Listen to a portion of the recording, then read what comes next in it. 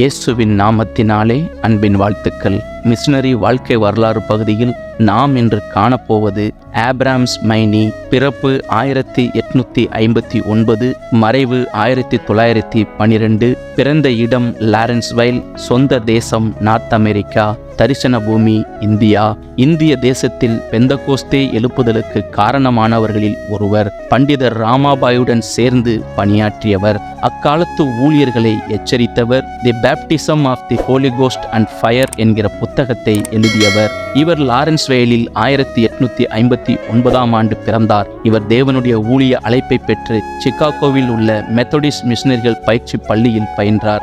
இவர் பாம்பேயில் உள்ள foreign missionary society of the Methodist Episcopal சர்ச்சுக்கு மிஷனரியாக 1887 இந்தியா வந்தார். அவரின் சபை மக்களின் பிள்ளைகளின் படிப்பிற்காக பள்ளிகளை நிறுவ உதவினார். அவருடைய பணி அத்துடன் நின்றுவிடாமல் தனித்தால் சுவிசேஷ ஊழியம் செய்ய மராட்டிய மொழியை பயின்றார். இவர் முழு நேர சுவிசேஷகராக மாறி 1898 பண்டிதர் ராமாபாயுடன் இணைந்தார். இவர்கள் ஆஸ்திரேலியா மற்றும் வேல்ஸ் தேசங்களில் பெந்தகோஸ்தே எழுப்புதல்கள் உண்டானதை கேள்விப்பட்டு ஜெப குழு ஏற்படுத்தி ஜெபித்தனர்.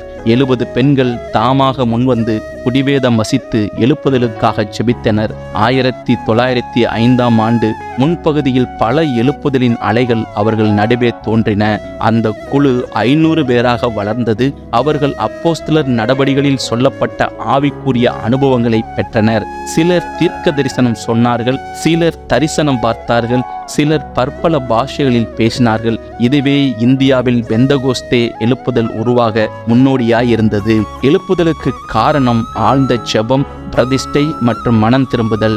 எல்லா ஜெப கூட்டங்களிலும் பெண்கள் வேதத்தை மனப்பாடம் செய்தனர், தங்கள் பாவங்களை உணர்ந்து அறிக்கை செய்தனர், உத்தமமாக மற்றும் பரிசுத்த ஆவியானவரின் வல்லமை ஊற்றப்பட ஜெபித்தனர். அந்நாட்களில் பாவத்தை உணர்ந்த பெண்கள் மனம் திரும்பினார்கள். தேவன் அவர்களை வியாகுலப்படும்படி செய்தார். எழுப்புதலால் சந்திக்கப்பட்ட பெண்கள் சும்மாய் அமர்ந்திருக்காமல் அருகாமையில் இருக்கும் கிராமத்துக்கு சென்று சுவிசேஷம் அறிவித்து கிறிஸ்துவுக்கு நேராய் நடத்தினார்கள். எழுப்புதலில் மனம் திரும்புதல் மற்றும் நிகழவில்லை. அவர்கள் ஆழ்ந்த சந்தோஷத்தால் நிரப்பப்பட்டனர். சிலர் அறைகளில் சந்தோஷத்தால் நடனமாடி தேவனை துதித்தார்கள். இன்றைக்கு ஜனங்கள் அனலில்லாமல் இருக்கிறார்கள். உலகம் அவர்களுக்குள் இருக்கிறது. சத்தியத்திற்கு செவி கொடுக்க அதற்கு கீழ்ப்படிய மனதில்லாமல் இருக்கிறார்கள். இந்த நாட்களில் எப்படி எழுப்புதல் அடையாளம் காணப்படும் என்ற ஆலோசனையை ஆப்ராம்ஸ் மைனி கூறுகிறார். நம்முடைய வாழ்க்கையை ஆண்டவருக்காக ஊற்ற வேண்டும், அதுவே வழி. அப்படியே இயேசுவும் செய்தார். அவர் தம்மை வெறுமையாக்கினார். அவர் தம்முடைய ஜீவனை கொடுத்தார். தம்முடைய இரத்தத்தை நமக்காக சிந்தினார்.